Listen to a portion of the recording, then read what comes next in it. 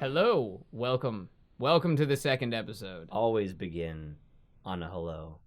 Well, not always, but just begin strong. Hi. No, hello, you just said it. Ho there. Aloha. Howdy hi, howdy ho. Touch my toes. Isn't that what the Stuart Little family says? Heidi ho. Little hey, little ho. Well, They do. That's I totally haven't it. thought about Stuart Little since I was little. Yeah, I haven't seen. Wait, there was a cartoon first, right? Before it was a live action movie? No, I'm pretty sure. It seems like it would make more sense as a cartoon. That was my cow, by the way.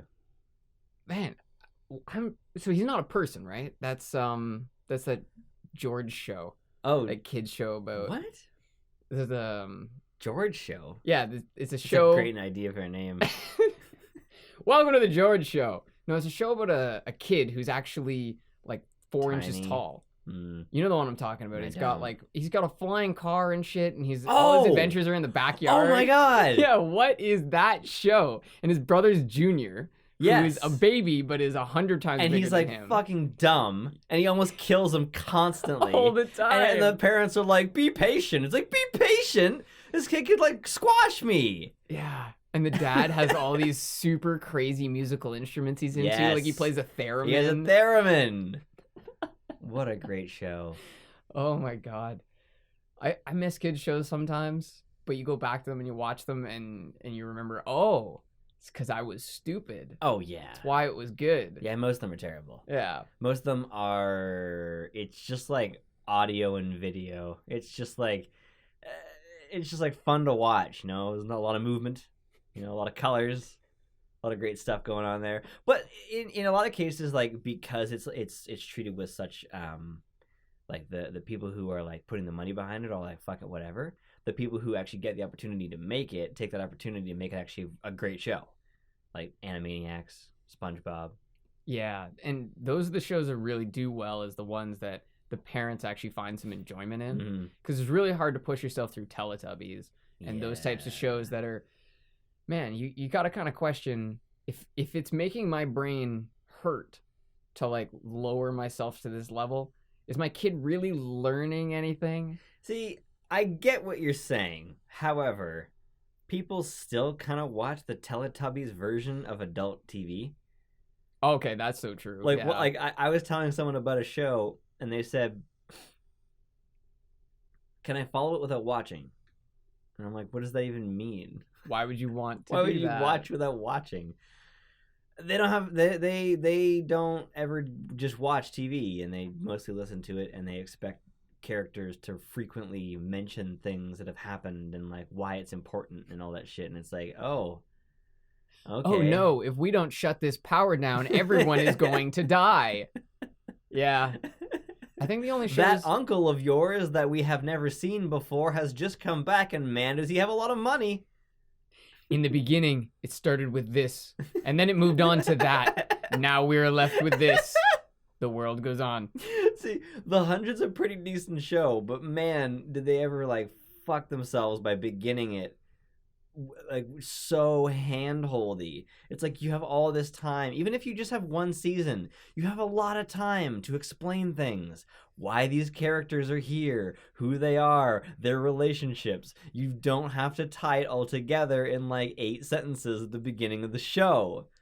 On the 100 years after the thing, humanity's all gone, except for us who's on a space station. And if you're 18, under 18, and you commit any crime, we don't kill you until you're 18, where we kill you. And it's like, what? That doesn't make any sense. It sounds like a better trailer than it does intro for the show. Right. Because in a trailer form, you're kind of trying to pique people's interest. Oh, like they live in a place where there's no tolerance for crime. Right.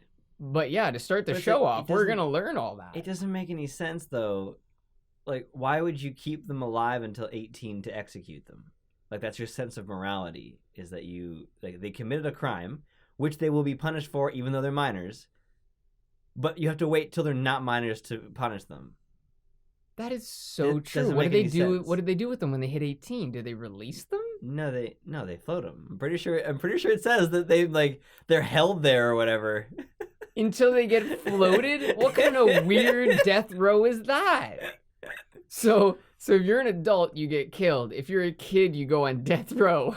Basically. Why not just float them too? I don't know. Maybe they mentioned that like at 18 you're reviewed again, but it's like reviewed what? The same thing that you already did that you got put in jail for?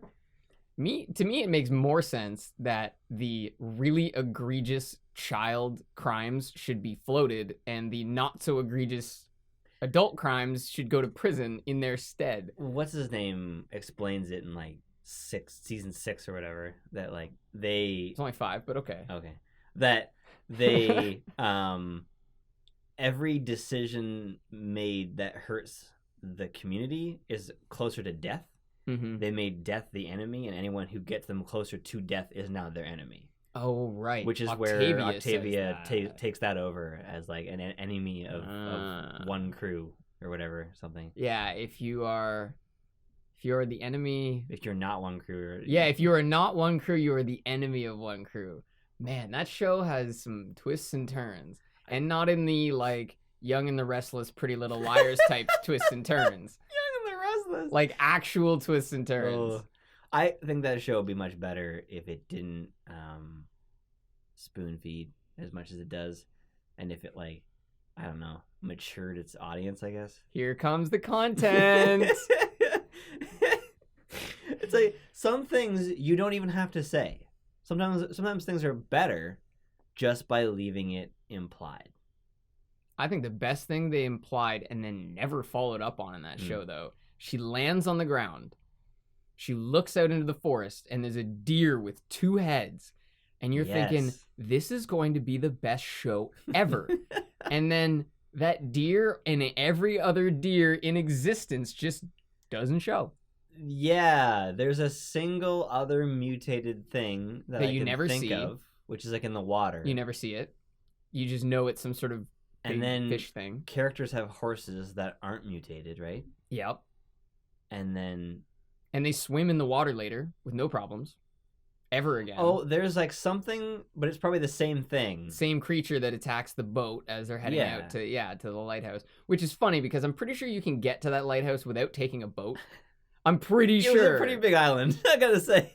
Yeah, I'm pretty sure it's connected somehow. There's like, if 100 years after nukes go off, people are alive, there's also going to be animals. In fact, they're probably going to be better than people. Yeah, and you notice the forests were empty. Yeah, but full of vegetation. Yeah, lush with vegetation. Yeah, and yet not. See, what's really weird is not the lack of animal life, but the lack of insect life. Because that's the first thing that would come back is all the small things that spawn quickly. You see beetles, and that is the whole thing about animals, though, is what makes Annihilation so interesting. Yes, you still got to get me on that. Highly recommend train. That. Highly recommend that. I'm gonna stop though, because I don't want to bug you enough to like never want to watch it. I'm just gonna leave it now. It's up to you. Okay, yeah, it's been on my radar. Near the edges. I need to move it towards the center of the radar, put it in the bullseye. One of the best sci-fi movies ever. I love sci-fi movies, man. I love sci-fi done well. Obviously, I really hate sci-fi done poorly. Right. But there's just something about sci-fi that's almost like when you make a cartoon, you can do whatever you want. When you make a sci-fi movie, you kind of can do whatever you want. Interesting. It's the reason I actually prefer the Guardians of the Galaxy to other superheroes in a lot of senses. Because they're so, like, strange? Yeah, well, and because they live in this galactic world where they can travel to different planets, they meet different species, their technology is way more advanced. Right? I mean, it's the same time period. It's interesting because some of my favorite TV shows have those same bases. Rick and Morty, Doctor Who. Maybe one more that I can't remember. Those are the big ones. But though. like the story wise, being able to do anything you want is really good for you. Whereas I feel like when it comes to gameplay for a game, the best thing you can do is set it in a time with limitations. Like I think space and like space shooters are the most boring thing ever. It's like, sure, it's pumped with creativity, but like none of it means anything. It's like it's a world where anything can be there. It's like, cool, man. I'm finding that the Wild West for Red Dead 2 is like one of the greatest time periods that Rockstar could have ever set a game in. It's so good for gameplay because everything is grounded and manual and realistic. And there's no Gatling guns, there's no lasers and fucking grenades that go off. Everything's like dynamite can't be thrown. It's not good. It's not made for that. Revolvers are lever action. Everything's like, and then the World Wars are really great for Battlefield games. Yeah, I see what you're saying, and also the more simplistic the world, the easier it is to stipulate on all the things in it. If you have a game set in 2005. It's kind of hard to have the same kind of interactivity with the world that you would get in 2005. But back in 1800, there's not that much interaction to be had in the world, right? You say that, but I'm currently working on a video game exactly from 2005. Excuse me. Just filled with interactivity.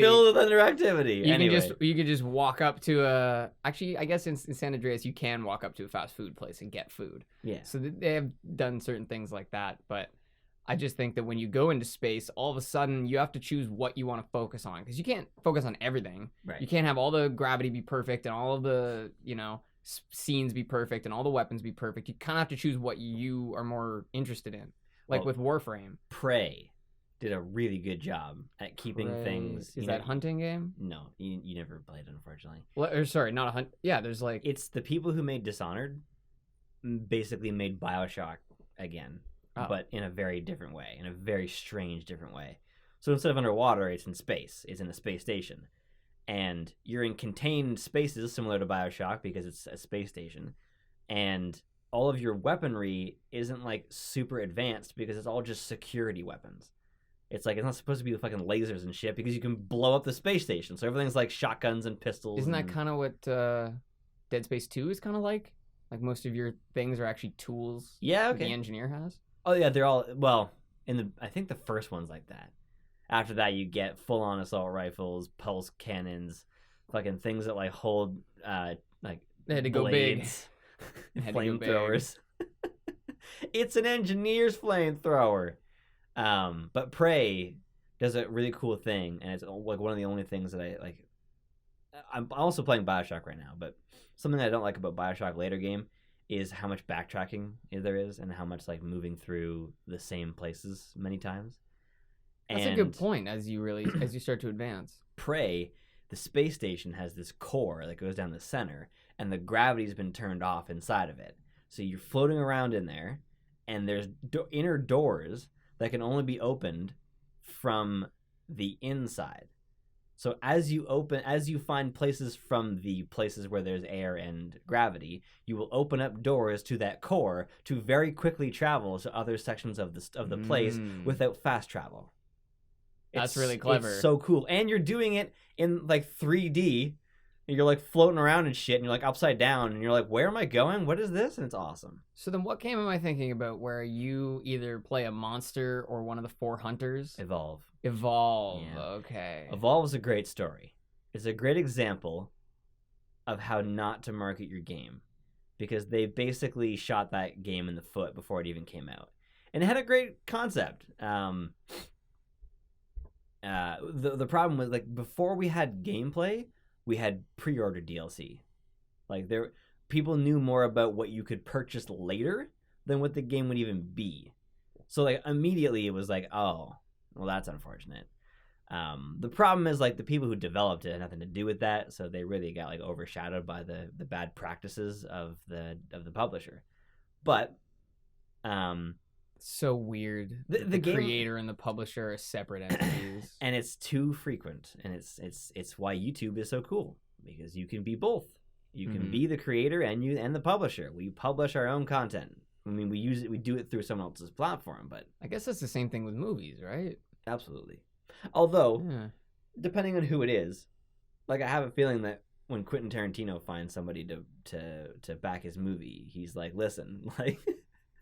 Yeah, it's slightly different. It's gonna be my movie, right? Like, yeah. I mean, I'm sure every studio still sends shit back and says, hey, we have notes about this. Hey, could this blood spurt not be 4 feet long? And he's like, actually, I changed it to 10. Well, that's what happened in Fight Club, right? Really? Yeah, the original line. Oh yeah. Oh, I don't actually remember what the original line was. I think it was no, I don't actually remember. She says, "I want to have your abortion." Yes. And it just somehow rubbed everyone the wrong way. And I remember I was listening to Chuck Palahniuk on Joe Rogan's podcast, and he was saying that even Brad Pitt was like kind of uneasy with it because he said, my mom is gonna watch this movie, shit. right? And so they said, okay, so we'll change it. And so they changed it to, "I haven't been fucked like that since grade school," and everyone went, "Oh, okay. So you can have the abortion line." And the director just said, "Nope, I picked my line. This is what it's gonna be." One time, and this is hearsay, but during the filming of the Titanic, the execs of the company came to James Cameron, and they essentially said, like, "We need this to be done right, and we need you to kind of hurry it up." And they, in some way, implied that there was like that the company was sort of resting on the Titanic success, but they were also at the same time trying to like be like the boss. At the same time, they're telling him that he's like responsible for their success. "We need you, but you owe us." What? And he's like, "Sounds like your balls are in my hands," and he just walks away. That guy's awesome though. I love. Lucky for them, it was James Cameron. Right. Because I mean, it could have been a failure. Could have been you both. And then you really don't know where your balls are. Yeah, and back then he didn't have enough money to go golfing for the rest of his life. So is that what he's doing now? That's golfing. They have golfing in Russia. Is that a thing? I don't know if it's a Russia. Is it? I thought he was Russian. I don't know. You bowl. He went to Kickstarter and didn't get his funding, and then went on a rant. He got pissed at people about how dumb the website is, and fuck you people, and I've made enough money to go golfing for the rest of my life, so I don't give a shit. So then why'd you start the Kickstarter? Exactly. Why'd you start the Kickstarter? Yeah. You. Oh, you. He challenged Oh my god. Reviewers to boxing matches because he's a professional boxer. A kickboxer. Yeah, I heard about that. What a nut. So that movie is that movie, sorry, I made a big jump there. U-Bowl's movie In the Name of the King is one of those movies that I often go back to despite having never seen the whole thing, because it really demonstrates that directors can sewer things. Yeah. And very much that talent has to be careful about where they go. Because you had Jason Statham, Ron Perlman. There was at least one other major actor. There's the guy who plays Shaggy. Yes, there's the guy who plays Shaggy. Which I hate calling him that. So I really poorly should figure cast. his name out. Yeah, he was supposed to play a vicious, brutal guy. Yeah, king. Yeah, it didn't. In it no didn't really way fit. screams king. However, I went back and watched the first Scooby-Doo movie while we were handing out Halloween candy, which was perfect. It honestly, it fit perfectly. Oh, no, Scoob. Yeah, that's Scoob. like if Morty and Shaggy somehow had kids. Roro. I don't know, Scoob. But he was actually fantastic as Shaggy. He was perfect. Because I didn't see a lot of the cartoons, but I know what Shaggy's supposed to be like and sound like. Wasn't he also in Without a Paddle? Is that the same guy? He was in Without a Paddle, and he was With really Dax good Shepard. in that. With Dax Shepard and Seth Green. And Seth Green. Yeah, and was the DB Cooper guy, is that Jeff Bridges? Probably. I don't actually remember, but man, no, it's not Jeff Bridges. No, it's not Jeff Bridges? It's another Jeff. Oh. Really? Because Jeff Bridges, he was in Speed, right? No. Yeah. Jeff Bridges? Fuck. No, yeah. Jeff Bridges is he was in The Giver. He's actually in True a Grit? lot of movies. True Grit? He's in True Grit. Then who's the other Jeff? Who's the Jeff from who from Dumb and Dumber? Oh, like Jim Carrey and the other guy? Yeah. I'm pretty sure he's Jeff. Stop saying that, because you do that all the time. Joe Rogan's friend Doug. Yeah, that one, Kevin James. I forgot about that. So it's Jim Carrey and oh man, yeah, because he's in a new show called The Newsroom, I don't know if it's still on or not. Yeah, it's pretty old. Jeff actually. Daniels, I think is his name. Daniels. Yeah. I've been telling people that Godless is this great show with Jeff Bridges. It's Jeff Daniels. I'm sorry. That actually disappoints me a lot. No, don't, dude. I know Jeff Daniels is good. Jeff Daniels is better. I'll say it. What? I'll say it. I'll throw it out Based there. off what? Based off of depictions of two characters from similar time period movies. And that's it. And that is it. Yeah. But Jeff Bridges was no, not Jeff Bridges. Who's the guy who plays God. You've not seen Warrior, which you have to see because most of the actors I reference are from that movie. Doug Stanhope. No. Jeff Goldblum. It's not Jeff. Scarlett Johansson. I'm trying to think of something else that this guy's in. Jeff Foxworthy. But I'm really drawing a blank. Jefe. Jefe? Yeah. Who's that? Is that from... That's the Spanish Jeff. But isn't Jefe what his friend calls him in Ash vs. Evil Dead? Doesn't he call him Jefe? Jefe is it's a term of endearment for like a almost like a father figure or like a boss or something, like a respectful person. Okay. Like in Dexter, the court security guard calls Miguel Jefe. He's like a guy he looks up to. He's like, no problem, Jefe. Interesting. Okay. Yeah. Interesting. It's the only way I've never heard, like, the only time you'd ever use it for a younger person is sort of like when you call a little kid like big guy. Oh, okay. Right. I see. Yeah, and it's just a different tone, but the same. Like you word. might see that father call his kid Jefe, but it's different. You wouldn't just call it like, it's not like when you're like it's like get out of my way, buddy. You would never be like get out of my way, Jefe, because it's actually like a positive term. Yeah, it would definitely be a different term. It's the same way every culture has things like that. Like in French, they always tell you hello is bonjour. No one fucking says bonjour, especially not in Quebec. They say salut. Ah. And that's like, we don't say hello every time we see somebody. That's just not what our culture's like. We say, hey, what's up? Hi. Salute, Claudia. Yes. Yeah, actually, that's what I do when I go to take shots now. Salute.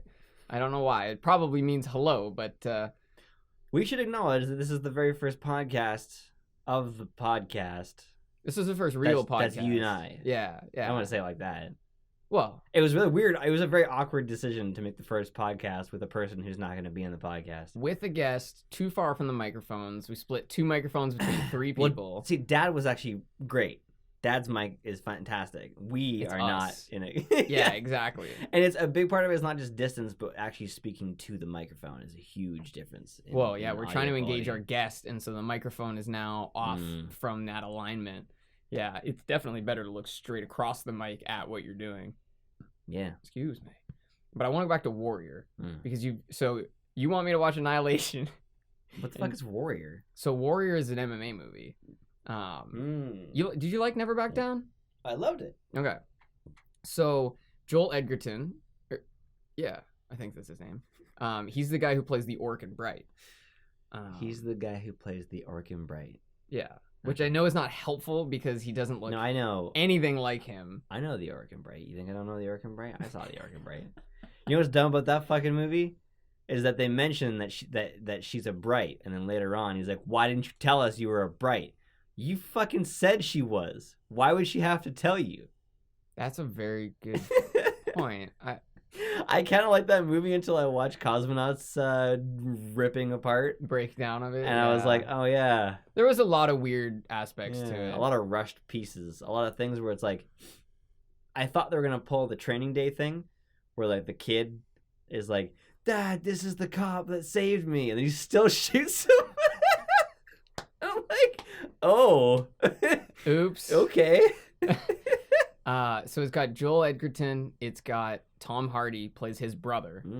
And basically the premise is that someone's setting up this international MMA thing. And so Joel Edgerton's character gets fired from his job. And so in order to try and make money, he gets back into the world of MMA. And so these 2 brothers are both professional fighters. So that's kind of the whole idea. But Brian Callen is in it and plays himself. Nice. And so he plays a commentator at the UFC. And so he's supposed to be like the Joe Rogan of this world, which is what makes those scenes hilarious because he's trying to talk about how the main character, Joel Edgerton's character, he says, let me show you what Brian Conlon's going to look like in there. And he holds up a goldfish in a bag and he's like, this is what he's going to be in there by comparison to that other guy. And it's basically like Never Back Down, where it has those, you know, the triumph scenes, the scenes where it's like, he's kicking harder, he's running faster. It's very classic. More steps. But their dad, who trained both of them as kids, is a drunkard. And that's also like classic, an aspect of it. But classic. That's the dad who I was trying to mention before, whatever his name is. There's this scene that just gets me every time where the dad feels like he's cut off from his sons, and so he falls off the wagon and starts drinking again. And one of his sons finds him listening to Moby Dick. He's got the earbuds in, listening to Moby Dick, and he's screaming at the captain. He's like, you son of a bitch, you'd better turn this ship around now. He's crying. He's so drunk he thinks it's happening. He's like, Jebediah, you son of a bitch. Honestly, the portrayal is amazing. I've probably seen that movie 4 or 5 times, so it's time for you to get on the bandwagon, brother. I've seen season 1 of Dexter 4 or 5 times. And Tom Hardy's face is not covered. The whole movie. Well, it's not so much that he covers his face. He just always does something with his mouth. You know what? He actually always has a toothpick in his mouth, so maybe that's kind of his thing for this movie. It's kind of like Benicio del Toro always chooses a tick. His characters always have a tick. Really? Yeah. In interesting. Star Wars, he does like kind of like a thing with his mouth. But yeah, a buddy showed me that. He's like, every character he has a little facial tick. Interesting. Yeah. I prefer actors that have a differentiation between every role rather than actors where they feel like the same person. One of my favorite actors that I still feel like has this problem is Ryan Reynolds. He's great, but he doesn't have that much variation. Well, I think a similar thing happened to him that happened to Christian Bale, where they actually found, or Tony Stark as well. They found I know that's not the actor's name, where they found the character that so perfectly fits what they want to do that they end up kind of only doing that. Yeah. Now, Ryan Reynolds has only done 2 Deadpool movies, but I feel like that was the personality his acting style was always meant to be part of, right? And in a way, it's almost the other way around. They actually mentioned in the comic books that Deadpool says, I'm basically Ryan Reynolds in red. So, like, he really was, in a way, born to play that character. How long ago was that? I'm not sure, but before Deadpool was ever a thing. Wow. Or the movie, sorry, before they were ever a thing. So that was, it was kind of meant to be. That's hilarious. And when you watch him do it, it really is perfect. Like, it doesn't get much better than that portrayal. You know what? Maybe I want to list him on my lists of best portrayals. You know, along with, like, Heath Ledger's Joker, Brad Pitt from Snatch. Welcome back to Top 10 Best Portrayals. An actor is a very important part of a movie. Oh, this hurts. I know you're being satirical, Number but it 10. hurts. Oh my god. Fuck, what were we just talking about? Well, Ryan Reynolds. Ryan Reynolds. And something else. Typecast, yeah. So I had a good thing. Deadpool. I had a good thing comic going. books. Ruin a good thing. I ruin a good thing. Okay, well, I'll bring you back around. I'll redeem... Portrayals? I'll redeem Ryan Reynolds. Okay. See if you can think about it. Right. So Ryan Reynolds is in a movie called Selfless. Yes. You know who Ben Kingsley is, right? Ben Kingsley. Yes, he's the uncle in Prince of Persia. Yes. Yes. He's also the Mandarin. In Iron Man 3. Iron Man 3, that is right. He is. Anyways, Ben Kingsley plays a character who's dying, and so he has his brain put into Ryan Reynolds' body, and he's told he has to take these drugs for a certain period of time, and if he doesn't, he will revert, like, his mind will cease to exist and Ryan Reynolds will come back. But if he takes the drugs long enough, Ryan Reynolds will die and he will take the body. So it suddenly becomes this choice. Do I live at the expense of this other person or let them live at the expense of me? And Ryan Reynolds has to play... So he's playing Ben Kingsley? Yeah. That's amazing. It's so good. I really recommend that one. Ben Kingsley's fantastic. He is. He is fantastic. And so is Ryan Reynolds. And so is most actors pretending to be other actors. As much as John Travolta and Nicolas Cage are not necessarily in my top 10 of They get a actors. lot of shit. I mean, that movie, Face Off, is so bad in the best ways. And it becomes very entertaining because of how bad it is. But they do a really good job at being the other person. It's quite impressive. Like pretending to be each there's other. A couple times I forgot. I was like, oh yeah, that's not actually John Travolta in there. Yeah, well, I feel like there's another movie that I'm thinking of where the same thing happens. Probably the greatest portrayal I've ever seen of one actor to another is Joseph Gordon-Levitt playing Bruce. Oh, in Looper? Yeah. Ooh, Looper. He's got like the eyes, man. Oh. Which they did some visual effects to make him look more like more Bruce. like him, yeah. But his face, like the face things that he does, like little grunts and things, the way his eyes move, the way he moves his mouth. Yeah, the way he moves his mouth is so good. It feels, you know, that feeling where someone's like gripping a bat and they like they twist their fingers. That's what Bruce Willis does with his mouth. Like if you got a microphone in there, it would be like that, like weird leather, like. Yeah, exactly. Just sliding past each other. Oh my god. Yeah, what in Surrogates. At the end of Surrogates, he like somehow gets into the woman's body. Right. Like he plugs himself into the woman's surrogate. And I like that scene because even though they did the same thing, they kind of like modulated, like they put his voice in like to make it different. Her mannerisms suddenly became Bruce Willis. Nice. And you're right. You totally forget that that's actually another actor doing it. And if the actor can do that, that is true suspension of disbelief. And that's what it's all about. That's why they call it suspension. It's not complete. You're not completely fooling people into believing that that person is that person, right? You're suspending. Like when the movie's over, you're probably going to go back to remembering those are actors, right? It's truly good content when you can get people to, for days after watching something, think back to the characters. Like I thought about Annihilation for like 3 days. At no point was I remembering that was Natalie Portman. Like no part was I like Oscar Isaac and so. Like it was like the characters were there. Another good example of really well done characters is Edge of Tomorrow. Very good. Yeah. Emily Blunt plays a fantastic character, and I love that her character has to be this blank slate. She doesn't really grow and evolve the way that Tom Cruise does. So her character needs to be consistent even though his changes.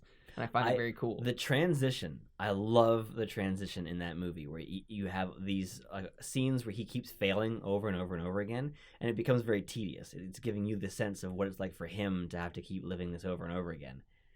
And then there's this transition between the trial and error, and then it's like all this time has gone by for him, but for the audience, it's immediate. And suddenly he just knows everything about the circumstance. He's shooting things he can't see. He's like jumping over stuff. That transition between trial and error and success is so well done. I was very impressed by that. I just really love the one where he's hammered. Just hammered. And they're looking over at him like, "Are you all right, newbie?" And he's like, yeah, I've done this before. And he's just, his eyes are not there at all. But, you know, if you know the cheat codes to the world, you don't really need to be on your sharpest. I forget, why was he there? Was he like thrown into that for some reason? So he was a military officer who was basically unwilling to go overseas, and he figured that his position was safe. But when he was told he was going to be sent overseas, he refused to go, which meant that now he was court-martialed. Oh. And he was demoted to private for his refusal to serve. Oh. And so now he has to basically go to the bottom, and that's why he wakes up in wherever.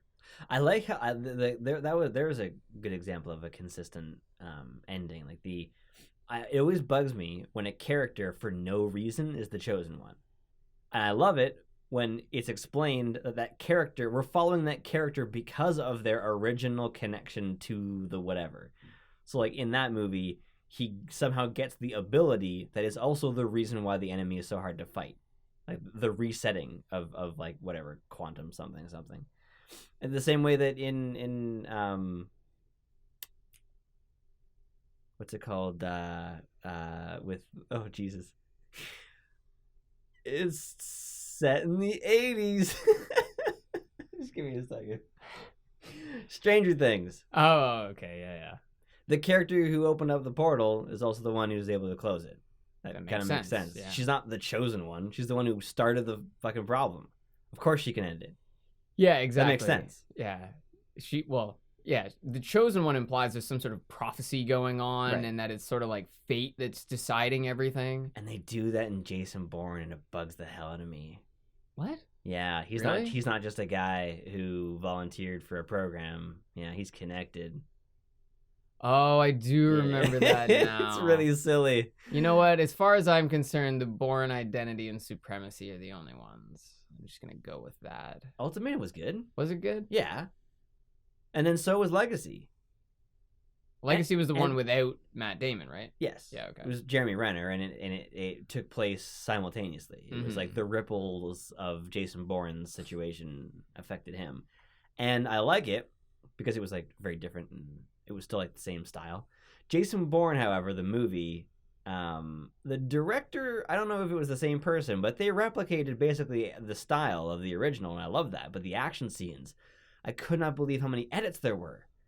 Like, you know, the standard Marvel editing style where they don't get a huge amount of choreography. In certain movies, the choreography is much better than others, but in a lot of scenes, it's like the shot of Captain swinging, and then it edits like in the middle of the shot for the person getting hit, right?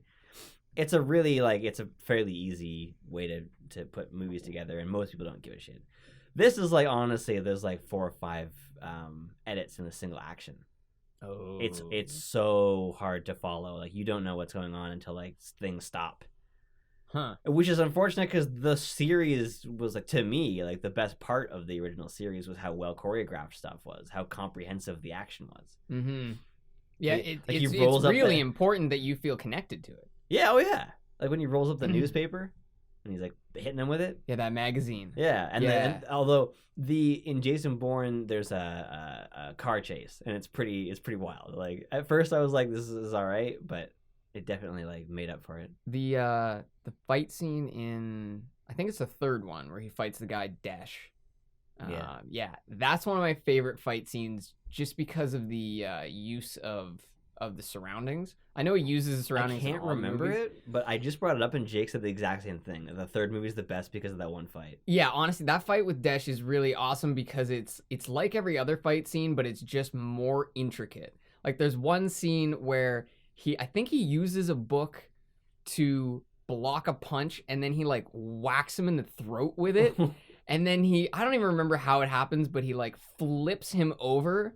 And when he's flipping over, he like takes all the shelves off of this bookshelf. And I think that's where he gets the book from. And they end up in the bathroom. It's really chaotic. But the other scene with the magazine where he fights that guy in his like pristine white house. Yes. That scene, and the scene from the first one where he stabs the pen into that guy's hand. Yes. Those 3 fight scenes definitely characterize the movies. Yeah. I forgot Clive Owen was in the first movie. He is, yeah. I forget that every single time. And I love there's like 2, as far as I remember, extraordinary shots, like with a rifle, taken in 2 different movies, I think. One is the assassination, and Clive Owen assassinates that guy through a tiny window on a staircase. Yeah. It's like the timing required. Like, Yeah. I don't even think he knew who it was. And then the second shot was that in like a crowded place, and the dude's looking through like some shutters, and he basically has like just like the like upper half of the person's body through a doorway, and he like this doorway opens and it's like pew, and he's just gone. Yeah.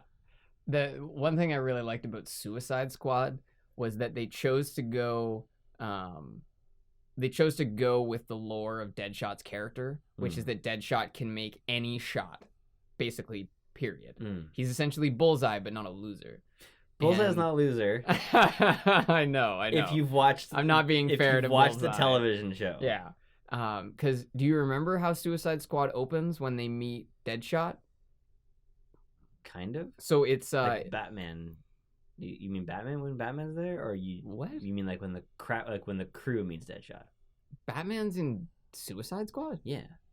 Where? He arrests Deadshot in front of his kid. And it's like part of his motivation for hating Batman. Oh, okay. Maybe I do remember that. But no, it's like when they're trying to build the character. Mm. And he puts this like black plate on this wall, and then he like goes to this rooftop, and you're thinking, okay. And then the guy gets out of his car, and he's in plain view, and then the guy starts walking away, and then he's not in plain view anymore, and Will Smith like calls up the client, and he says, I don't see the money. I still don't see it. Wow. And he's waiting, and then he says, okay. And so the money shows up. He takes a shot at that plate that he fixed to the fence, and it bounces the bullet and hits the guy. Geez. And it's just one of those things that's so completely absurd that it builds up what they're intending to do with the character.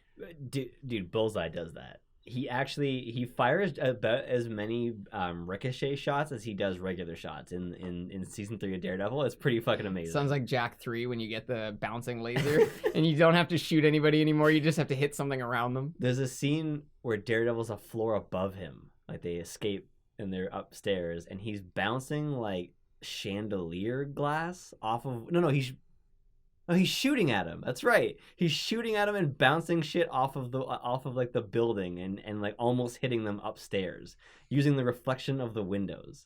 Whoa. It's fucking sick, dude. Whoa. Oh yeah. Okay, so maybe I got to give that another try. And then you got Daredevil who can't see, who's using sound and smell to get a sense of what's happening, and he knows more about the situation than the guy with eyes. Yeah. All these movies where people have superpowers present the same question, I've noticed. And the question is, what do you do with these people? Do you use them as an asset or do you treat them as an enemy? Those seem to be the two ways that they go. That's what Civil War is basically about. Yeah. It's and like, in the are end, we going to be... The decision is that you like any weapon is bad in the wrong hands.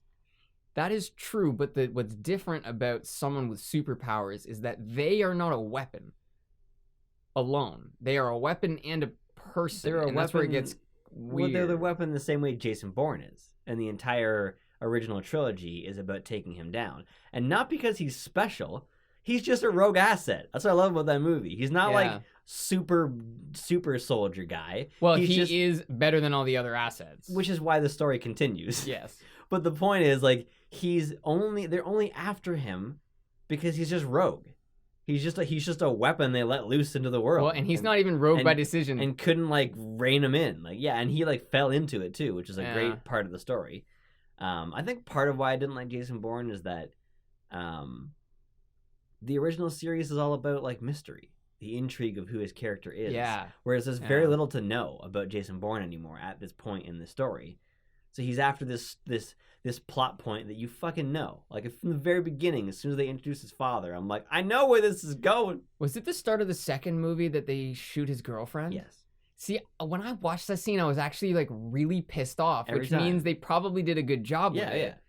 But yeah, I was, like, really upset when that happened. Well, and part of it is it subverts your expectations of seeing an actor in the new movie and them not being in the movie. Yeah. Yeah. Yeah, awesome. Because, it was unexpected, it was shocking, and it was powerful. It made me want him to win even more. Well, and I already want him to win, but it do it in a great really way. added fire to it. It's not like a slow motion scene. Like, she just gets hit, and then I think it causes him to actually go over the bridge. And then she's driving. Oh, it's right. She's driving. Okay. Yeah. Which is the only reason why he shoots her. He's not trying to shoot her. He's trying to shoot... He thinks Bourne's driving. Oh. He even mentions it. When he finds them, he's like, I was trying... He's like, you got her killed. Well, that's right. Yeah. That's right. Oh, my God. The world of clandestine action is just filled with misery. That is... You remember who that is? The shooter guy? He plays Dredd. I can never remember his name. Oh. I can never remember his name. He's so fucking good. And he's also in Star Trek. He plays the Doctor. He's also in he's in that movie one time. Yeah. I heard he's in that one movie. He's in that Ragnarok movie. Oh, he's in Ragnarok? Yeah, man. He's got tattoos on the side of his head. What? Yeah, he's the villainess's right. But probably the best Marvel film. Other than maybe Iron Man. Ragnarok? Yeah. Yeah, I would say Iron Man the original is actually still to this day one of the best ones. It's because it's like it's simple. Unfortunately, it establishes the standard of characters basically always fighting their equal and opposite. But it's because it's the first one. It's all right. It's like at that point, it wasn't like a standard. Yeah. What was funny is that in Black Panther, he like almost in the literal sense fights his exact opposite. Yeah. The dude's wearing the same fucking suit.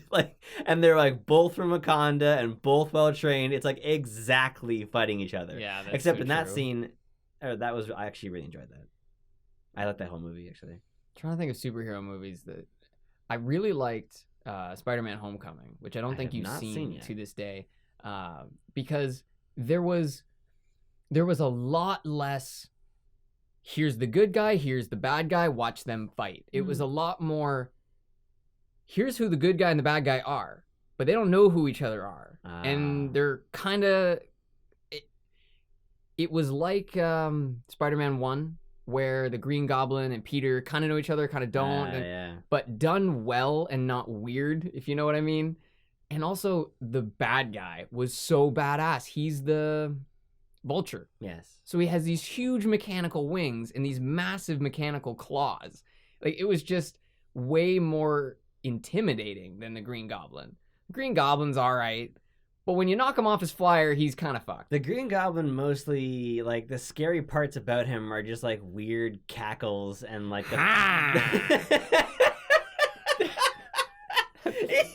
was... You perfectly did Willem Dafoe's face there. Wow.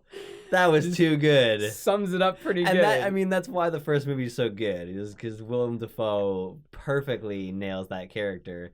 Like, he's crazy in the sense that he just kind of loses it and then just like accepts it. Now that he has power, he just never gets rid of that part of his brain that's like causing him to go ha. What an unusual actor, Willem Dafoe. He's great. He's in, I think my favorite portrayal and most confusing portrayal is in Boondock Saints. Yes, I love his character. He is a homophobic gay man. Yes. That is so true. So weird. Which is like self-loathing, right? It's self-loathing, yeah. But there was a firefight. This is the best line in movie history, man. It is. And he's there, and like he's in the gunfire, but he's not actually there. It's actually in a script of a Mitch show. Really? There was a firefight, yeah. Nice, yeah. Those movies, those have to become discussions one day down the line. First, well, I don't know. I didn't like the second one nearly as much, and I think part of it is that the ending wasn't as fun. Well, and let's face it, Julie Benz. Her character was so dragged the whole film down. It was obnoxious. And yes, I don't want to fault Julie Benz because I don't know enough about her, and I feel like she portrayed the character the way it was supposed to be portrayed. Yeah. I just don't like the character. Who told her to roll the revolvers up her arms? That's like every time I think about that movie, I think of Romeo getting like pile drived by the brothers and then pretending that they're gonna shoot him. Mm-hmm. I think of shut the fuck up, Romeo's crying. Yeah. And I think of her rolling the fucking revolvers up her arms. And I guess maybe once I do that, then I remember the other cops and I remember that like elephant dick in the end. I just remember ding dong, motherfucker, Yes! ding dong. And I think one of them's like, fucking A.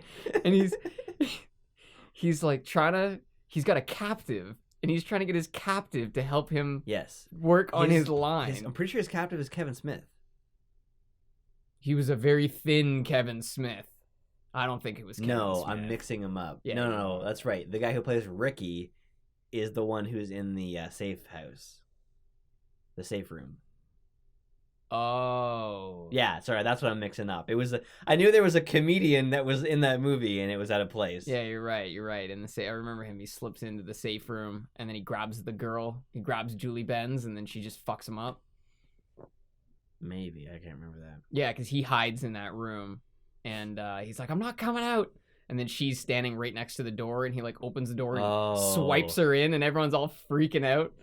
Yeah. I think maybe that movie would have, like, the second movie would have been better if it had a similar setup to the first one, where they fell in. They take out these two guys who have been harassing their block because one's gonna kill the other. It wasn't like a righteousness thing. They were just trying to survive. And people hail them for it, and they think, well, maybe let's just try this thing out. Maybe let's just go and find bad people and take them out. It's like a fun story because they're learning their craft at the same time, and they're brothers, and there's all that banter and shit. And in the second movie, they're just like ready to go. Like they're just like professionals suddenly. And it's 10 years later. Well, you say suddenly, but they now have a history of murdering people, so they are slightly more professional. I don't think a lot happened, though, in between them. Like, No, I'm pretty probably sure not. it was all that shit that happened. But once you've broken that barrier to murdering high-powered criminals, it's a lot easier to do it again. I just mean they're more professional, is what I mean, in the second movie. Oh, they're not as ragtag? Yeah. Yeah, Like, okay. the fucking scene with the rope, the fucking rope, you had that and they're stuck in the vent, and they fall through the floor, and then get wrapped up in the rope, and then just perfectly aligned, just start shooting people. It worked out way better. It's hilarious. It's funny because there's the setup, because he mentions the rope all the way back in that scene in the armory. He's like, I wonder what we could use with this rope. Yeah. And then it comes back later, and it's funny. I like the things they brought back in the second movie, like the rope, where they're on the scaffolding, they're about to go rappelling into the room, and he's like, here I am tying myself off to this stupid fucking rope. And I actually really like the scene in the warehouse where Romeo's driving them around and he can't see anything, and they're like, go that way! He's sticking his finger out of the little hole in the box. There was still some great moments, but I see what you mean. The wonder and the building of it in the first movie was better. Yeah. Where like they're with Rocco and he's like, yeah, let's do it. And he blows the cat into a million pieces. There was so many scenes. I thought it was a jar of marinara the first time I watched that movie because it was everywhere. And like, oh my God. Tell me the fucking cat's name. Tell it to me. And also Shut the fuck up, Brandy. The second movie has, oh my God, no, what did he say? I can't get a pack of smokes without running into 10 guys, you fucked. And he spends so much time saying it. He's like, you've fucked. Yeah. I think maybe the best line in that whole movie is where she says something kind of innocuous, like, "What? Like, don't be an asshole." And he points the gun at her, and he puts his wet ass hair back, and he goes, "Shut the fuck up!" And it was. I've had enough of anything you could possibly say. But the second movie had that really weird dream sequence. Yes, which I loved. I think was totally appropriate and totally belonged there. I wonder if they like could have just cut that out and used it as a trailer.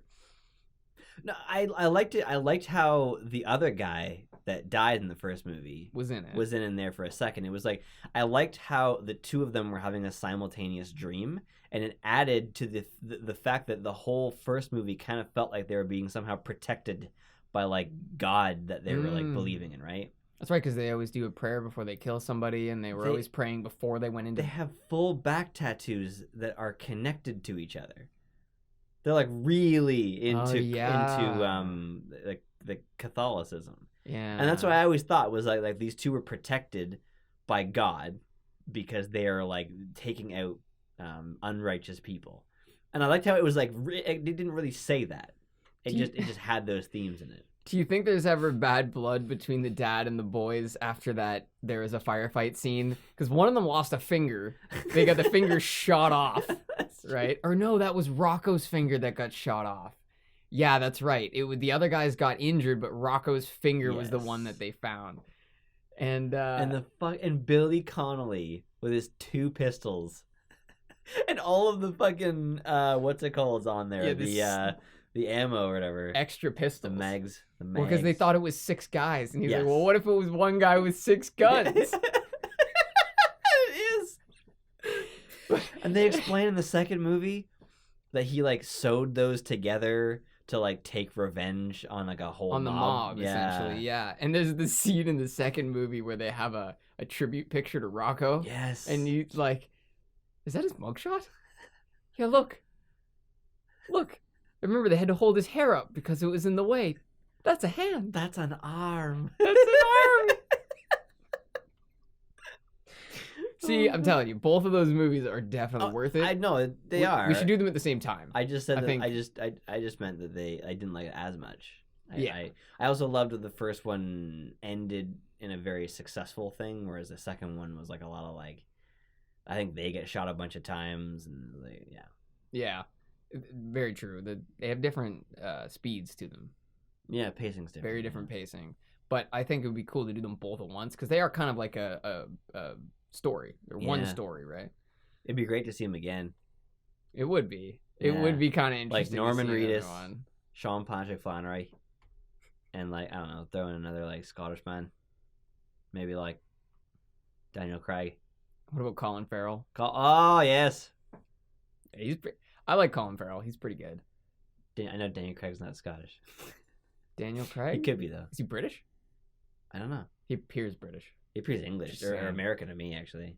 Oh, really? I think he's the most American Bond so far. He doesn't like. He Hmm. actually, in fact, the way that Even they over Pierce Brosnan? Oh yeah, Pierce Brosnan still felt to me. He did, yeah. I feel a English. little bit English. That was weird. That was a weird thing that they did with the Daniel Craig ones because it was a reboot. I thought it was a prequel. But So yeah, it was a It's a restart. reboot with the same characters. So M goes through like, I don't know, 20 years and then she's the same age in the reboot. It's weird. Yeah, but that's because you cannot replace Dame Judi Dench. Dame Judi Dench. Yeah. It is a little unusual, but those are really good Bond movies still. At least the ones I've seen. I don't even know how many there are. Pierce Brosnan and up, I think, are good. I think that Quantum of Solace is probably the worst Bond film ever. I think that's the one I remember the least about, so it seems to make That's sense. probably why. The You're never supposed to notice editing. And I did over and over again. oh. I couldn't stop noticing the editing. And there's a scene where they like cut two people that look the same together, and not with the intention of showing you that they look like each other. It's just poor editing. And I was like, sorry, was that the same person? I had to like go back and try again, and I'm like, oh, that's different people. There's also a couple scenes you're just supposed to know what the fuck happened there. Like there's a character who shows up dead, and you're supposed to remember that earlier there was a scene where she's just not in the scene, so it's implied that she was captured in between. But it's so little time is spent on it that I think I watched that movie 3 times before I noticed who that was. Something I liked about the older Bond movies is they spend a lot more time focusing on the little things than the newer Bond movies. So in Dr. No, he comes into his hotel room and he does a number of things. He puts hair in the door. He puts something on his briefcase, and he does something else. So that when he comes back to the room, he checks those things, and he can tell that somebody was in there while he was gone. And there's different ways that they have to go about building the world because they didn't have the same editing technology back then. It wasn't as easy to do 100 edits. So to have a close-up of this, and then a far shot of this, and then a close-up of this, they didn't do it as often. So it was a lot more like the scene would open. You would watch Bond walk into the room. You would watch him inspect these things. They didn't have to have a fucking zoomed-in close-up showing you, look at the thumbprint. Bond saw the thumbprint. I saw him see it. That's what I needed to know. Which is why when people say that, it's so easy to make videos now because everybody's got the cameras and everybody's got the technology and, like graphic design, you don't have to have any, like, drawing skills anymore. I actually love that the technology is available to everyone because now we get to find out who's good and who's not and who had the money. Yeah. Because before, movies used to be made by people who had fucking money. They weren't necessarily expert movie makers. You had people like Hitchcock who were extraordinary. But they're even like, movies, I mean, even now there's still movies that just feel like they were just going through the motions. They just had like a textbook of how to shoot every scene, and they did it. Well, and we started off by talking about Yu Bol, who makes movies because he knows he'll make money even if the movie's shit. Right. And it's an extreme case because his movies are really shit. But there's absolutely people who just think, well, I know if I put together these two names and $100 million, I'll get about $150 to $200 million back. Right. And that's, enough to make a tidy little profit, and I'll move on to the next movie. Cameron Diaz. Reese Witherspoon. Do-do-boo. Shtick-a-da-da-boo. Going back to a Dane Cook joke. Shtick-a-da-boo. It's not completely. It's partially changed to my own words. Right? Man, how Okay, long fine. ago? Jessica Alba. Shtick-a-da-ba-doo. How long ago must that been? The Dane Cook That joke? Dane Cook was like really, really popular. 10 years ago. 10, At least. Yeah, I can believe that. I was in high Would school. you say or, it was sorry, elementary before school. or after COD 4? Or during? Roughly around there? Before or during? So probably about 2008, 2007. Okay. Yeah, I could definitely believe that. I'd be like 13 at the time. You remember he would do that thing where he would put up like the 2 middle fingers? That's his symbol. I don't remember that. This is his symbol, yeah. Really? If one of his main stand-up specials, like this literally this hand gesture, I remember that being is on the printed floor. on the stage, yeah. And like at the end of it, he would give it to the crowd. I don't know. It's like his thing, yeah. It's very unusual. They very overtly call him a joke thief in BoJack. Oh, really? Like the newscast guy is just like Dane Cook, who is in fact a dirty, dirty thief. it's not even a joke. So obvious. Oh my God. Did not to start up the gossip mill or anything, but did you hear about what happened with Dane Cook and his brother-in-law? I don't. Or his half-brother or something. Just like stole. You're the only person that brings me this information. Anyway, go ahead. His brother-in-law just like stole all of his money, like What? millions of dollars of his money. What? Or not brother-in-law, half-brother. And then he went to jail for it, and he's just like, nope, I'm not giving up the money. And they said like, we'll be lenient, we'll do whatever. And it's like, no, I'll keep the money. He stole it and hid it. Yeah. As in he stole cash money. No. Oh, he like transferred it to an account or something? They're like, where did the money go to? And he's just like, I'd rather go to prison and keep the money. Oh my God. That's it. That's the decision. So like, what's happening to Dane Cook? Is he making more movies now? Oh, I think he's just not using his half brother to handle his finances anymore. I just mean like how much money, like how much of his money did he steal, percent wise? Like, oh, that I couldn't like tell is Dane you. Cook doing all right? I'm sure he's doing okay. It all depends though, because it depends on where you live. You might live somewhere where like your taxes, your property taxes every year are like $1 million because you live on like $150 million lot. Yeah. So you never know, but I'm sure he's doing What a fine. huge problem to have. God.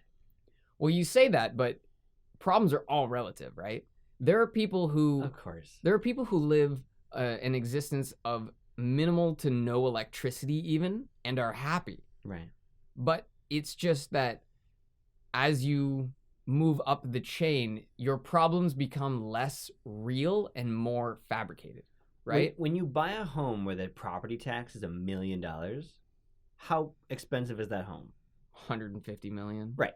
And when you buy a $150 million home, in your head, you either have to think, this is a limited time thing for me, or I must pursue what I have done to continue this. It's got to be one or the other. Yep. So I really don't care. When you're upset about your $1 million fucking taxes. You'll agree with what I say that as your wealth increases, your problems they shift from being natural world problems to being artificial world problems. Right? When you are poor, you have to deal with not having food, not having water, or whatever, not having shelter. When you're super rich, you end up having to deal with not having time, not having energy. And it's way easier to solve the rich people problems than it is to solve the poor people problems. Because if you don't have food, you need food. There is no other way around that. But if you don't have time, you can take something off your plate. You may not want to. It may not be advantageous, but you can. That is an option. And I think that's something that people miss. People have always given Eminem a hard time for complaining about his problems, right? And then there's the other people that'll say, yes, but all problems are relative. And while that is true, we should remember that it doesn't matter if it's important to you, if it still doesn't mean anything in the grand scale. It's like, I can hold a marble up to my eye. It doesn't mean that marble is 100 feet across. It just means it's close to me. So I perceive it that way. You need to remember that perception is important, but not everything. Well, Bring Me the Horizon. I had no idea he was still dealing with serious shit until his 20. This is the lead singer? Yeah. I shouldn't say his album, but fuck all those bandmates. Until their album, Sempiternal, I think it's called, which always bugged me because I didn't know how to say it. Because it's like Sempiternal. Weird. Yeah. Okay. It means infinite. But anyway, I had no idea the kind of problems he was dealing with because I just kind of assumed, they were successful. Things were going well. But the same issues that plagued him from the beginning were still there. Well, and that's something that's really easy to forget, is that just because somebody presents to you the fact that they are happy doesn't mean they actually are happy. Especially nowadays where it's so easy to curate what your life looks like to others. Mm-hmm. We never had that control before. Your life was what people saw. People did. And it was actually so good that it lasted for like decades. Like certain famous people from like the 60s were able to so carefully curate the personality people believed of them because there weren't cameras like on people. You couldn't catch them doing something dumb or saying something stupid. They were on podcasts and radio stations where they can fuck up and that kind of shit. There's no TMZ. Right. Yeah, that's so true. There's a romantic idea that things would be easier in the past. Like a lot of people I love that. Have that notion. I will fight that with as many people as possible. Yeah, because it just is straight up not true. Well, it's like, yes, in some cases, in certain small circumstances, you can say things were simpler. In the 60s, technology was definitely simpler. But it doesn't mean that it was better. Like, just because we didn't have Twitter doesn't mean things were going better. And it's so easy to look back and say, it's kind of like hindsight bias, where people made fun of Russian Badger for thinking that Siege was going to be a bad game back when he played it in its terrible state. Of course he believed that. Most people did. You can't say 2 years into its success that you always knew that it was going to do well, because that's not necessarily true, right? You can look back on something and say, how could you have not... Sorry, I lost my train of thought. You can look back and say things were simple because you know how things went. The story that you know have the narrative. Is very simple. It's like when you first started a TV show and you're like, all of these things are new. And you're like, what is this? Like this world seems so big and complicated. But once you've watched it and you watch it again, you're like, nothing about it this is complicated. It's all very simple. Yeah. And the thing that people don't think about is that there's so much available today. Information, healthcare, entertainment. There's so many things that are available that you forget. Every 10 years you go back, you aren't just, okay, if we go 10 years back, we wouldn't have this show. No, if you went 10 years back, Netflix is shit. If you went 10 years before that, Netflix doesn't exist. If you go 10 years before that, there's no internet. 10 years before that, TV is kind of still in its infancy in a lot of ways. 10 years before that, you're starting to get into this world where, honestly, people didn't even really have good access to healthcare back then. No. And this is in the 1900s where they actually had figured some things out. Yeah. Now go back to the 1800s, which is where, honestly, a lot of people romanticize about the most, is like that era of like you farm, and then when you're done farming, you come inside and you won't light a fire. I've heard people say that they would prefer that lifestyle to this one. It's like, you don't even like it when you have to work more than 8 hours. You think you could do 12 to 16 every day? And that, I'm not talking Monday to Friday. I'm talking Monday to Sunday. Yeah. Like when you worked the farm, when it was the thing you lived on, you worked it all fucking day, and then you maybe relaxed at the end of the day while someone else made food for you. Yeah. But like beyond that, then you go to bed and wake up super early in the morning, because there's no time on a place like that. You don't have enough time to do everything that you need to do. If you waste any time. If you're lucky, you can hire a farmhand. Right. Maybe you're paying him in food because you don't have money. Yep. Right. Yeah, and that's something that nobody thinks about. And yeah, it was a much simpler era. Back then when you got sick, you died. Yeah. Much simpler. Yeah. No medicine, no hospital, no trip there. Fuck all that. Yeah. Just die. That's how it was. It's like somebody gets sepsis if you don't want to sit and wait in the hospital and you want it to be like the simpler time, just don't go. Well, the experience is available for you. The way you know those people are full of shit, or at least have not considered it fully, is I would rather live in that era than go live on a farm. Yeah. We need farmers. Yeah, we need them, yeah. Right? So if someone is really adamant about that and they believe that that would be better for them, yet they haven't made any sort of they're full of move. shit. Yeah. It's the same people who would say that someone can make $1 million off of garbage music. Then fucking make some. Then Well, what's your that is excuse true, for but not yeah, I see what doing you're it, saying. right? Yeah. There is no excuse. The programs exist. We're making this podcast on Audacity, a free program. Free program. It's a yes. free. We've been using a free program for years to make this audio. Shout out to Audacity, by the way. There's no- Sometimes finicky, but usually very helpful. Also, you should seek medical attention regardless of what podcasters ever tell you.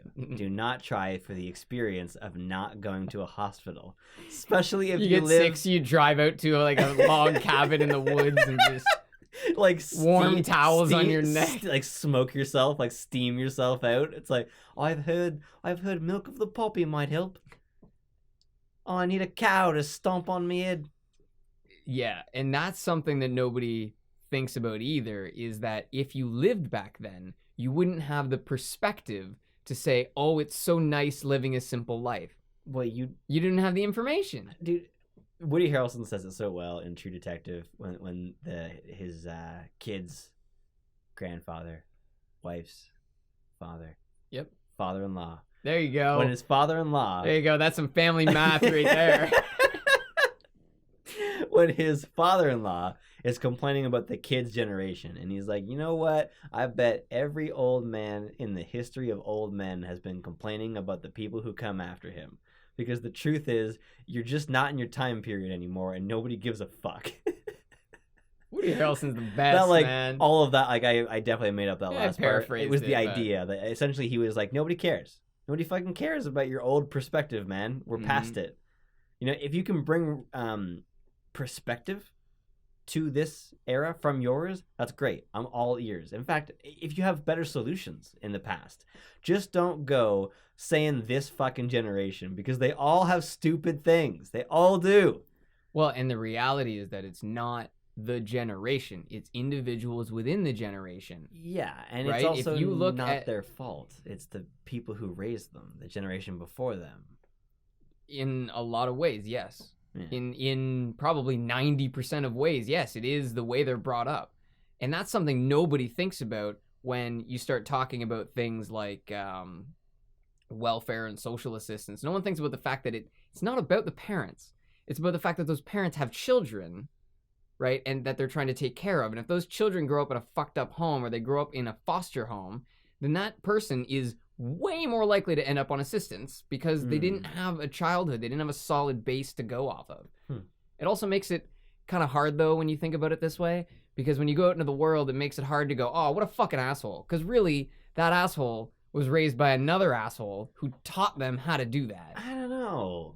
It makes it really hard to hold people accountable, I find. People raised in the same circumstance often branch off in different paths. Yes, that is true. There is definitely a nature-nurture interaction going on there. Like, you and I grew up like very close, and you are really good with numbers and very meticulous and particular about organization. You keep all of your like receipts and fucking notes and shit all categorized and like folded up and shit. And I'm lazy and I hate. Like, I'm not meticulous about anything. I'm not dirty, but I definitely allow clutter to build up a lot more. We're completely different. Like, we went like totally different ways, but we were raised very similarly. I guess And the I difference remember is us that being that way back then too. but our socialization is very similar. We both get along with people fairly well. We're cooperative. No, we're not though. No? No, not in that sense, man. No. No? I think maybe you feel that way because we're together when that happens. Yeah. So like you're the one who is actually social, and I'm the one who's there waiting to piggyback off of an idea someone else has. I can't start things. I'm so bad at it. No. No, I sit down in a room with someone I don't know, and we're silent. Mm. And that person says like, "So like, is it hot out there?" And I'm like, "Yeah." Just end. Yeah. That's it. One of my issues actually I find is like I need to learn when to shut the fuck up sometimes because it's great to be able to open conversation and come up with ideas when other people aren't speaking, but sometimes if you fill all the airspace, the other person won't even think that they need to speak or won't feel like they can, like there isn't room for them to speak. Become like they're not really listening anymore. That too. Yeah, they tune you out. Right? Yeah. That's true. Well, and that's something really important when you're listening to people. If you want people to know you're listening, it's important to give some engagement. I know some people that kind of turn into a brick wall when they're listening, and that's okay for very short periods of time. But if I'm telling a long, complicated 45-second story, I'd like at least one interjection where you go, okay, so that I know you're with me. There's been people that I've known, especially people that I've had to work with, who I'll go up to them and say, I've had this problem, and they'll pause like I'm fucking retarded before then speaking down to me. And it's like, okay, so this thing happened. Yeah. And then they talk down to me, and I wanted to be like, you are not better than me because you wait before you talk. Stop wasting both of our fucking time. All right? Man.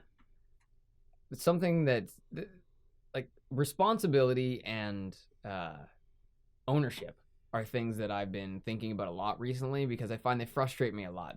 Those are the types of people who aren't taking ownership of what they're saying. They're trying to use like the way they're speaking to make the message that they're trying to say. So instead of just saying to you, oh, okay, so this is what you're thinking about? All right, well, maybe we can do this. Instead, they want to make themselves seem all contemplative, and they want... To me, it's just a waste. Like you're wasting their time by asking the question. It's like you're now wasting both of our time with your fucking contemplation. I'm not saying there's a problem with waiting when you're actually trying to think of something. I just know people who, like, every time I say something to them, there's this giant pause, almost as if they're saying, I fucking hate this person, and I wish I wasn't talking to them. Oh, God. And it's like, relax, pal. I don't like you either. Yeah, I'm not here by choice. Listen here, Hefe. You want to know something, Hefe? Yeah. It's always hard to find good people. You know that expression? Dude. It's hard to find good help? It's so hard to find good help. It's arguably impossible, or theoretically impossible. It is very possible for you to be looking for people and never find good help for yourself. Yeah. And then once you find them, you have to hold on to them. Yeah, and that's something that's a huge issue when it comes to employment.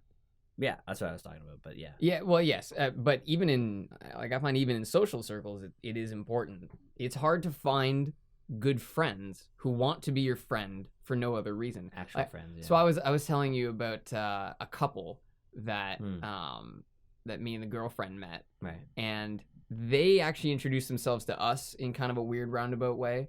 And so we thought, oh, this is kind of cool. We were looking for, like, a couple friend. And we went and saw them a few times, and after a while we started to realize they're like really into this group that they do. Oh no. And they're like really intense about it, and they use the word intention a lot. Oh. And after a while we thought, all right, well, we know we're not interested in whatever group thing they have going on, but we still want to be friends with them because that's what normal people do. Right. They want to be friends with people that they think they're compatible with.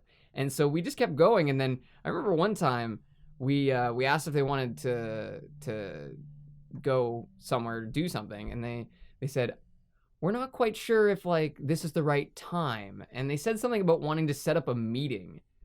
And that was the word that just went, oh, you're being played. Oh, you're meeting. You're being reeled in. Yeah, exactly. All of a sudden we realized, like, we were being what do you call it? Recruited. You're being wheeled. We were being wheeled and dealed. Yeah. And so the way we actually met these people is we were sitting at a coffee shop across from each other at a table, and as we were leaving, this guy says something to me, and it kind of caught us both off guard. I guess I was looking down the restaurant in one direction, and he was looking back the other way, and I guess he caught my stare a few times. I didn't even notice him at all. So it was one of those things I just kind of went along with, and now I'm realizing it was a play the whole time. They were sitting at the coffee shop, they saw us, And when we went to Here's a leave, young couple they fucking suckered us that in. we can indoctrinate. And the thing is that it just pisses me off because it makes me feel like I can't trust people the same way. Yeah. And I don't want to do that. I want to trust people. I want to pretend that never happened. I had a similar thing. I don't know if I told you this. I'm walking up a hill after doing groceries one day, and I see these two girls, and in my head I'm like, I'm tired and I'm like carrying shit up a hill, so I'm kind of like disheveled, and I see two girls and I'm like, it's girls. Like, be cool. The females approach. So I'm walking by them, and one of them turns to me and goes, "Hey!" And I'm like, "What?" What'd I do? It's just like that 40-year-old virgin scene where he's like, "It's happening." It's like I have always thought that maybe random women would just talk to me, but it's actually happening. Wow. So of course, like, I don't ever believe that in like random, right? Yeah. So I'm like, interesting. She's like, "Don't we know you?" And I'm like, "No, I don't think so." Like, "Oh, do you go to the school?" "No, I don't. I know I have a backpack. It makes me look like I'm in school. That's normal." And then they're just asking me questions. And as soon as they asked me if I lived around here and if I worked around here, I noticed one of them had a name tag, and it said something of the Jesus Christ Church or whatever. And Did it say of Latter-day Saints? I don't know what it was, but I was like, oh. So they're like introducing themselves, where they came from, all this stuff. And then I'm like, well, it was great meeting you. Because in my head, I'm like, I have to like break this off. Yeah. This is never going to end. So I'm like, really nice meeting you. And they're like, before you go, can you take this? And I just kept going. Just ran. And in that moment, I thought that was kind of rude of me. But I did, like, it wasn't even before I got home, before I had already decided, no, it was very rude of them to introduce themselves as not being someone trying to get me to join their church. If you want me to join something of yours, be upfront about it, or don't approach me at all. Don't pretend to be something you're not and go. It's like, I've had people, like friends that I haven't talked to in years, and they're like, "Hey, buddy, how's it going?" Like over text message, and I'm like, what do you want? Yeah, what do you want? Why are you reaching out to me? Don't start it like this isn't going to be about something you're after. Just go after it, right? Well, you can write, "Hey, buddy," but then write the rest of it. In a text message. Then write the rest. "Hey, pal, I was hoping if you could help me with this thing I know you know a lot about." That's great. Just up front. Not, how's it going? How's the work? How's the family? You don't care. So stop pretending. Yeah. And so, like, if they had said, "Hi, you, like, I don't know, you look like something, we're part of this church. Would you like then to?" I actually may have just stayed and talked just to find out. Or just taken their pamphlet just to just to be them. nice to them. Yeah. Because I have actually taken pamphlets from people like Jehovah's Witness because they were polite individuals. Yeah, we had, so I believe they've actually rebranded, apparently. I believe they're no longer the Jehovah's Witness. They're now the Latter-day Saints. Really? Yeah, so if you've ever seen, I remember seeing commercials for the Latter-day Saints, and I didn't know what it meant at the time.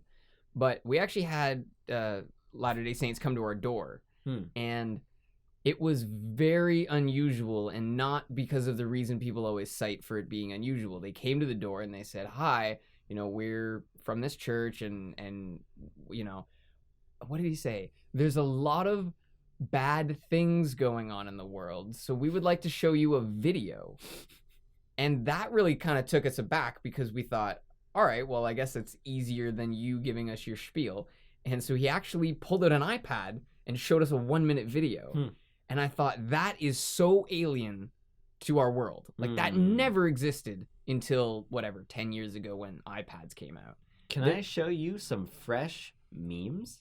Well, it was in the video was very interesting. It was as vague as he was. It was like, people die, things happen. What do we make of all Rocks this? are heavy. And I thought, this video is giving me time to think about how I want to ask them to leave. Yeah. It would have been better if he had just said all the stuff in the video, because then I wouldn't have had a choice. It wouldn't have been, "Hey, do you want to watch this thing?" No, just start talking. I opened the door, I fucked up, just go for it. This is your moment in the spot. You know what an elevator pitch is? 30 seconds to a minute, that's what you get. In a similar fashion, though, or a similar thing, I used to really feel bad when someone would ask me for something, like, can you do this thing? And it's not something I should really do. And I used to feel like, oh, I'm the one doing something wrong to them if I say no. Until eventually I realized they're the one putting it on me. Like, just a stranger asking me to, like, I don't know, move out of the way so that they can do the same thing I was going to do just for no reason, that kind of thing. It's like, you're the one putting me in the scenario. Like essentially you've reversed it so that instead of me doing something or you doing something to me, I'm doing it to you, but even though it's not how it is. I know this is very vague, but like, no, but I see what you're saying. It's like emotional manipulation in a way. They're saying, even though I'm the one that put you on the spot, because you aren't willing to do what I said, now you are actually doing something to me. Like, I used to have and people, that's just flawed logic. Like when I worked in the pizza place, they were just like, can you just put this thing on the pizza? And I'm like, it's not a topping. They're like, yeah, but it's in the store. And it's like, okay, it's not a topping. Like, that's how it is. I can put it on the side. No, because in some cases you couldn't, because the system is designed around what it costs to put it on a pizza. There is no budget for a product that doesn't go on the pizza. That's why it can't happen. I can put anything on there. You can give me some fucking almonds and fucking throw it on that shit, man. Like, it's just like, there's a big difference between asking for something and expecting it because you asked for it, as in any situation, right? Yeah. Like, in the job that I have, I've had people just straight up ask me for, like, stuff of ours. They're just like, can I just take this? I'm like, no, you can't. No. It's awkward because I'd be like, I can't just give that to you. Like, I have to, like, say it in a more, like, positive manner. Yeah. I just can't believe someone would just be like, can I just straight up have this thing? Like, is it in a tiny bowl? Then no. Unless that's the general rule. Free things come in tiny bowls that usually say take, that are at the front desk of a thing. If it's not a tiny bowl, it's not for you. You have to pay for it. It's a pretty good way to put it. The same way that we had to pay for it. Something that also bugs me is when you are trying to get across to someone that they need to do something and they try and just put it straight back onto you. Today there was something that was left in the wrong spot, and so it needed to be dealt with. And so there was a number on it, so I brought it to someone who I thought would know, and I said, hey, do you recognize this number? And she says, yeah, I think that's one of the things that I'm working on.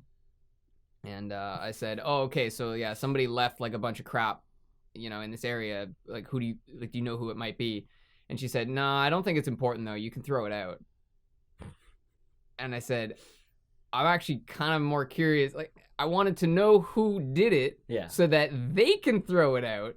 Why is it my responsibility? That's actually pretty expert deflection, though. That person's been doing it for a while. Yeah. Oh, yeah. Yeah. And that's part of the problem, is that somebody gets used to doing that. People let them do that, and then they just assume they can do it with everybody. I've talked to people who they would tell me why they couldn't do something, and I would say, that doesn't really make any sense. And they're like, yeah. And I'm like, no, like, tell me why it makes sense. And they're like, well, because of, like, this thing. I'm like, no, that's the same thing we already talked about. Why doesn't this make sense? And if you are basically in their face doing everything but grabbing them and saying, listen to the words I am saying and not what you think I am saying, and answer my question. And they will still wriggle out of it because there's no answer to it. They have no answer. They're deflectors. They're basically mirrors. Yeah. But they're people. Yeah. I deal with that a lot, where people, they say one thing and it's all good. It's all agreed upon. And then something happens that's almost what they asked for, but not quite.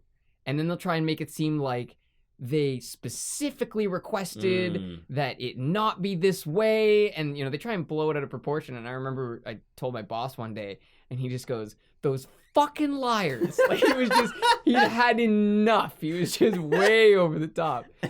And you know what, man? It's really about patience and tolerance. Because you can put up with bullshit all day long if you have enough patience, enough tolerance, and if you feel like nothing's being taken away from you. Yeah. That's when you really start to lose patience, is when, so this person is now wasting my time, they're wasting my energy, and they're wasting my tolerance. And that means that I have zero patience for this motherfucker. I treat everyone with respect from the beginning. Until they lose it. As soon as you disrespect me, Yeah. it's all gone. Yeah, they always say respect is earned, but no, respect is lost. Yes. Respect is very much Yeah, lost. most people begin with a certain amount of respect.